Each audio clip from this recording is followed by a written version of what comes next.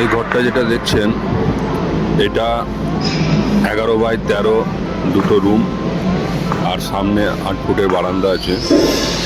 তো এই ঘরটি চেয়ার কলম দিয়ে তৈরি করা হচ্ছে, চেয়ার কলমে, এবং চারপাশটা মানে বাইরের সাইডটা 10 ইঞ্চি গাঁথনি আছে আর ভিতরে পার্টিশনটা 5 ইঞ্চি গাঁথনি তৈরি করা হচ্ছে।